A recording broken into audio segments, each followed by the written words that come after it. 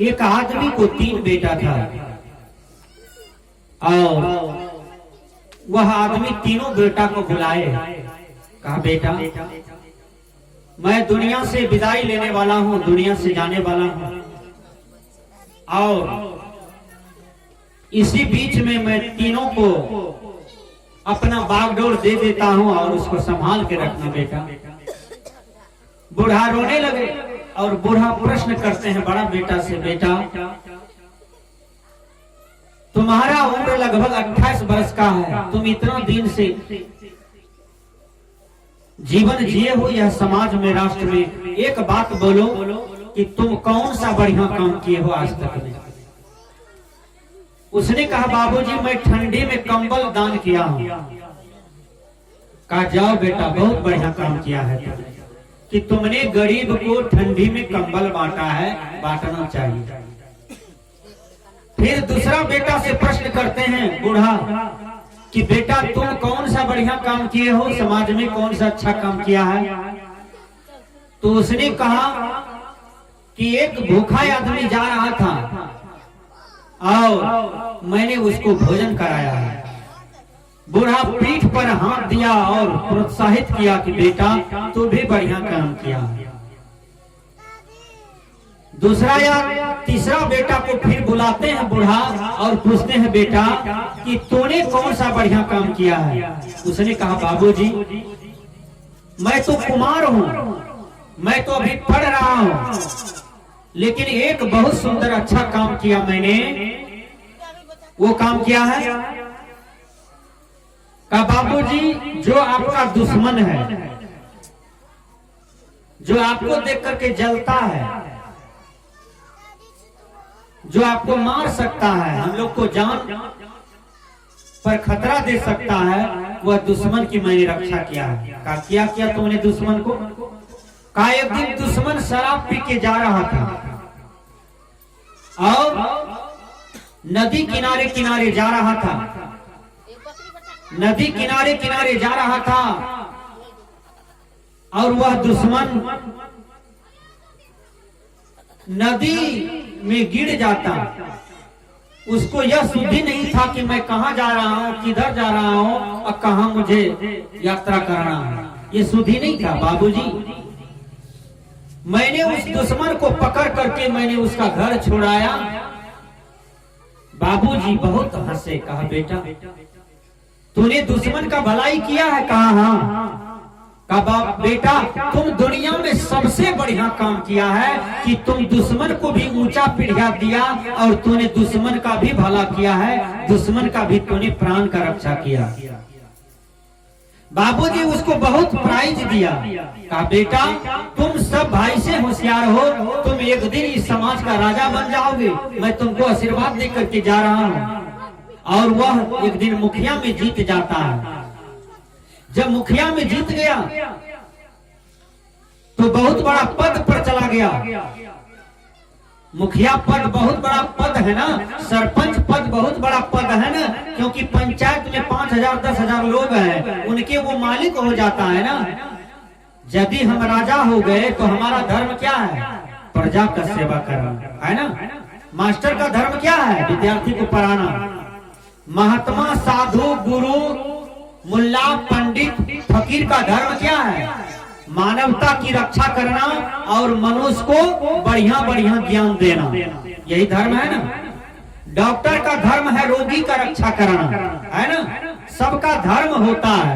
मुखिया का धर्म है पंचायत को विकास में लाना। सरपंच का धर्म है कि जिसके साथ अन्याय हुआ है वहां पर न्याय दिलाना, ये सरपंच का धर्म है। हर व्यक्ति का धर्म होता है, इसलिए उसको पद दिया जाता है। तो वो राजा बन गया। जब राजा बन गए तो अब देखिए उसका मन कैसे चेंज होता है। वह शराब पीने लगा राजा होकर के। धन अपार पैसा आता था, शराब पीने लगा, गलत गलत आदमी की संगति में रहने लगा और दूसरों को मारपीट करने लगा, दूसरों की बहु बेटियों के साथ अत्याचार करने लगा। बूढ़ा भगवान से कहते हैं हे भगवान मैंने अपना बेटा को आशीर्वाद दिया तो यह राजा बना और राजा होकर के ये अत्याचार कर रहा है। भगवान आप राज पद इसका छीन ले और मेरा बेटा जैसा था वैसा कर दीजिए। सजना, यह प्रकृति में राजा कौन है? ये मानव है। ये मानव यहाँ आकर के बकरी खाता है, कुत्ता को खाता है, बिल्ली को खाता है, नेड़िया को खाता है, भाई को दुख देता है, माँ बाप को सताता है, पड़ोसियों को दुख देता है, साधु महात्मा को गाली पढ़ता है, शराब पीता है, वेश्यागमन करता है, अनेक कुकर्मों का भंडार ये मनुष्य कर रहा है, ये राजा होकर के। इसलिए मनुष्य तन मिला तो आप राजा हैं प्रकृति का, इस दुनिया का, फिर भगवान, फिर गुरु, फिर आपके कर्मदंड आपको 84 लाख जोनी में ले जाकर के छोड़ देता है। इसलिए आप अपने ही कर्म से चूक गए। तो जब चूक जाते हैं तो फिर इस दुनिया में भूलते हैं। एक लड़का सत्संग सुन रहा था और सुनते सुनते वह सोचा कि क्यों ना मैं गुरुजी से माला कंठी दीक्षा ले लूं और अपने जीवन को मोड़ दूं, क्योंकि मैं बहुत प्रकार के गलत काम किया हूं समाज में। वो गुरु जी के चरण में गए और कहा बाबा हमको माला दे दीजिए। तो गुरु ने कहा माला लोगे तो तुमको ताला लगाना पड़ेगा। कहा माला लेंगे तो ताला लगाना पड़ेगा। कहा हाँ। कहा ताला लगाना पड़ेगा? कहा मन पर, इंद्रियों पर, चोरी, हिंसा, नशा, झूठ, व्यभिचार, ये सब 5 महापाप है, इन पर ताला लगाना होगा तुमको। काम, क्रोध, लोभ, मोह, अहंकार, ईर्ष्या, राग, द्वेष, जलन, बैर, ये सब विकार पर ताला लगाना होगा। कहा वाह बाबा वाह, आप तो मस्त संत हैं, इस सब पर ताला लगाना होगा। कहा हाँ। कहा ताला लगा लेंगे तब क्या होगा? कहा तब तुम्हारा जीवन सफल होगा और तब तुम्हारा जीवन का उद्धार होगा। कहा और कहा तुम्हारे जीवन में जितनी भी बुराइयां हैं वो सारी बुराइयां को दे दो। वो लड़का समझ गया कि बुराई तो मेरे जीवन में नहीं है, अब बुराई कहीं से लाना होगा, तब न गुरु जी को देंगे, तब न माला देंगे। लड़का बुराई खोजने के लिए चला गया मगुरजान चौक, वहां नहीं मिला। चला गया राजदानपुर, वहां भी नहीं मिला। चला गया लोकाही, वहां भी नहीं मिला। चला गया बरहरा, वहां भी नहीं मिला। चला गया बेचारा और लहा, वहां भी नहीं मिला। चला गया बिहारीगंज, वहां भी नहीं मिला। लड़का भटकते भटकते आ रहा था, एक नदी किनारे एक हड्डी था और वह हड्डी को देखा, सोचा दुनिया में सबसे बुरा चीज यही हड्डी है, यही लो और गुरु जी को दे दूंगा, माला ताला ले लेंगे। वो हड्डी को बुरा समझ करके छूना चाहता है तो हड्डी कहता है जी रुको, पहले हमसे बात करो तब हमको तुम पकड़ना। हड्डी क्या कहता है? ए जी हम तुम्हारे तरह मनुष्य थे, तुम हमको बुरा समझते हो। हड्डी बहुत प्रकार का शिक्षा दिया कि बुरा मैं नहीं हूँ, बुराई तुम्हारे अंदर में है। जब बहुत प्रकार का शिक्षा प्राप्त कर लिया तब वह लड़का आ रहा था गुरुजी के पास। बीच में एक मित्र मिलता है, वह मित्र से अपनी कहानी वर्णन करता है और कह रहा है, क्या कह रहा है? एक हड्डी मुझसे करने लगी बयान रे सवरिया रे, जो पड़ी थी सुरसड़ी धार रेत मैदान रे सवरिया रे, पड़ी थी सुरसड़ी धार रेत मैदान रे सवरिया रे।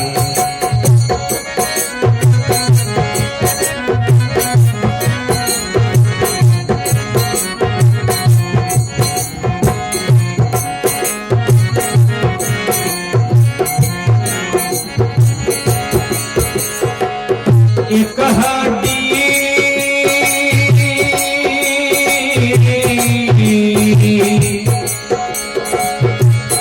एक हड्डी जिसे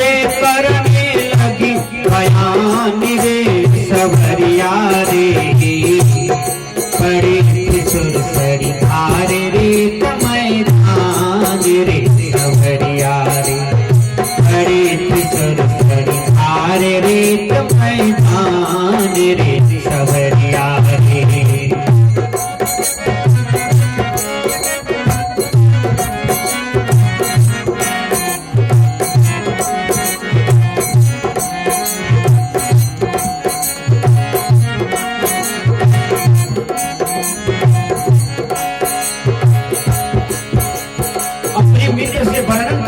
देखो मुझको हड्डी क्या कह रहा है। हड्डी बोली सुनो यार, मुझको देख घिनाते हो।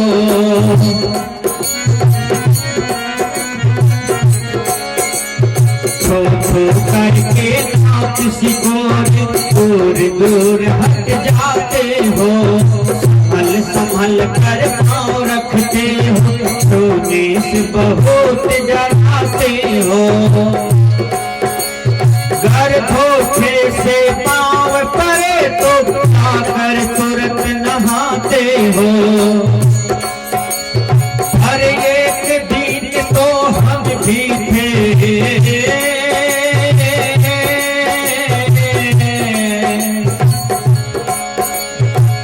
हर एक दिन तो हम भी थे इंसान रे सवरिया रे। सुरसरी धार रेत मैदान रे सवरिया रे, पड़े सुरसरी धार रेत मैदान रे सवरिया रे। ये कहती मुझसे करने लगी बयान रे सवरिया रे, पड़े सुरसरी धार रेत मैदान रे सवरिया रे, पड़े सुरसरी धार रेत मैदान रे सवरिया रे।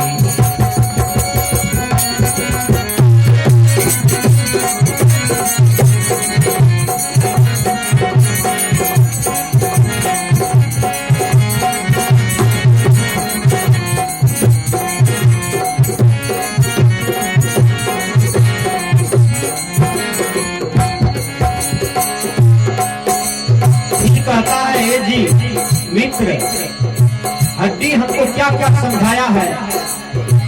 कहा ये जी दुनिया नश्वर है, आसार है, इसमें मोह मत करना, इसमें चिपकना नहीं। दुनिया में आए हो तो इनकी आसक्ति में भूलना नहीं, असंग रहना। सब संग रसिए सत्संग बसिए, लीजिए सबका नाम। हाँ जी कहते रहिए, रहिए अपनी ठाम। इसी को असंगता कहते हैं। कहाँ गए वो संग संगाती, कहाँ वो हीरे मोती है।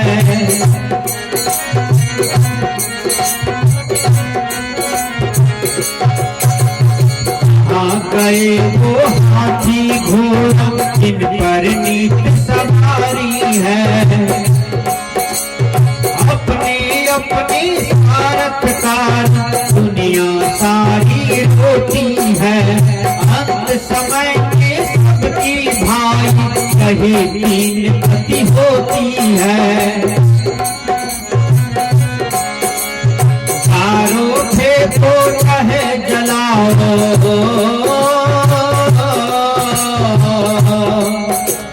राष्ट्रपति या जनरल कर्नल प्रधानमंत्री कोई भी हो, उसके शरीर का यही तीन दशा होता है।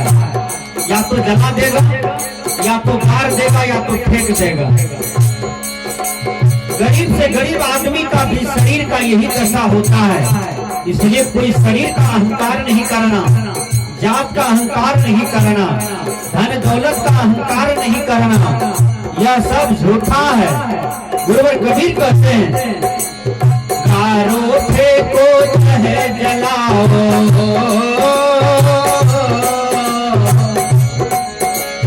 कारो फेंको चाहे जलाओ, मसान रे सवरिया रे, पड़े सुरसरी धार रेत मैदान रे सवरिया, पड़े सुरसरी धार रेत मैदान मैना रे सवरिया।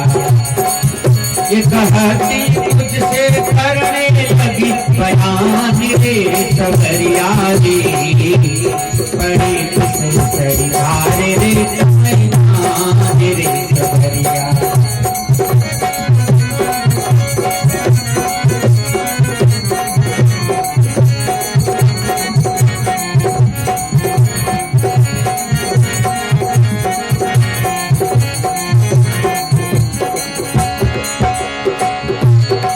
तीसरा कड़ी में हड्डी समझाया, देखो इस शरीर के लिए मैंने क्या व्यवस्था नहीं किया था। रोज काजू किशमिश खाता था जी, किशमिश मनक्का बेदाना रोज खाते थे, लेकिन क्या कहूँ बुढ़ापे हमको भी नहीं छोड़ा, काल हमको भी नहीं छोड़ा। अभी भी 10 पैकेट मेरा अलमारी में रखा होगा, लेकिन आज मैं धार में सर रहा हूँ। मेरा शरीर गल गया, केवल हड्डी यहाँ पड़ा हुआ है। ये जी शरीर को सजाने वालों, टिप्पणी बनाने वालों, केस को रंगाने वालों, या चेहरा पर स्नो पाउडर फेयर लवली लगाने वालों, याद रखना कितनों हिफाजत कर लो, ये शरीर एक दिन मिट्टी का बना था, एक दिन मिट्टी में ही मिल जाता है। संत कहते हैं एक दिन तो हम इस तन पर साबुन तेल लगाते थे,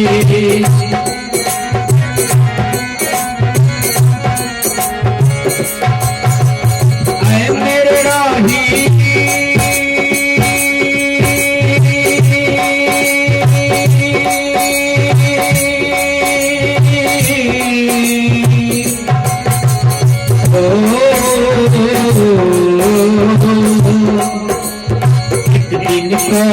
हम इस तन पर साबुन तेल लगाते थे, कर गुलाब सुगंधित चीज अलमल खूब नहाते थे,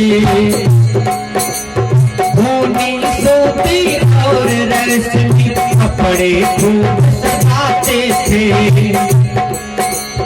पर आज खाता है घर घट में,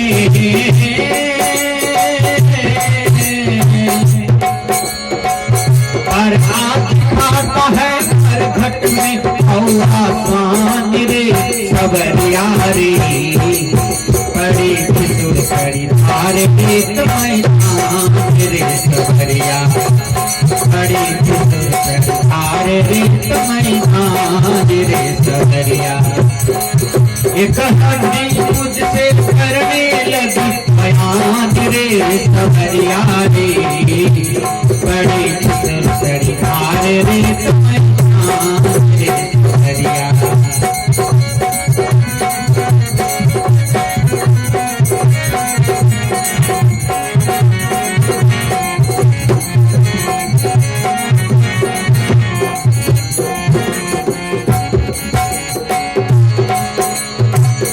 तीसरा कड़ी में हड्डी ज्ञान दिया उस आदमी को, फिर चौथा कड़ी में हड्डी क्या ज्ञान देता है उसको, कहता है जी राही मेरी बात को सुनो, हम बड़ा अमीर आदमी थे मकुरजान में, अरे मित्र तो मेरा बड़ा बड़ा नेता, बड़ा बड़ा धनवान आदमी था, सर्विसमैन आदमी सब मेरा मित्र था।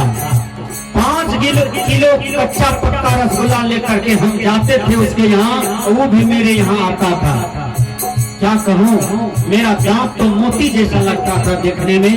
जब ब्याह करने गए थे तो समुच्चा दुनिया का लोग मेरा रूप देख करके घबरा गया था कि दुल्हा कितना सुंदर है, लेकिन आज वही दुल्हा देखो इस धार में सर रहा है, कोई इसकी हड्डी को पूछने वाला नहीं है, कोई आता नहीं है कि दुल्हा जी इस श्मशान घाट में भूखे हैं कि प्यासे हैं कि कैसे हैं। ए जी राही वो रूप कहाँ चला गया, वो शरीर कहाँ चला गया, मेरे संग संगाती सब कहाँ चले गए। वो हड्डी शिक्षा देता है, कहता है क्या कह रहा है, चाहे हो वह घर के पास, चाहे जंगल के योगी,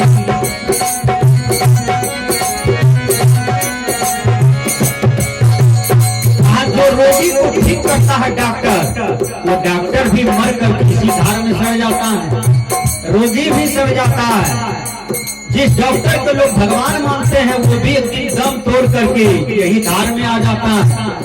यहाँ कमजोर लोग नहीं आते हैं, यहाँ बलवान से बलवान लोग भी आ जाते हैं। चाहे हो वह घर के वासी, चाहे जंगल के योगी, चाहे पक्का पहलवान हो, चाहे निर्बल हो योगी, सोच समझ कर देखो प्यार, छुटकारा तो पर होगी।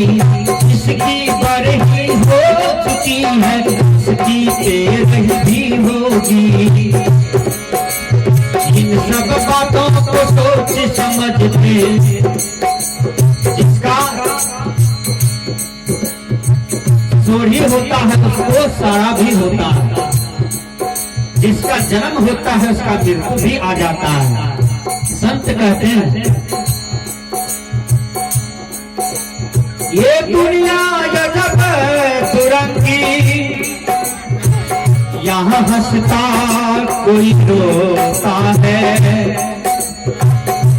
कोई नूतन महल सुनाता है, कोई घर छोड़ छोड़ भाग रहे।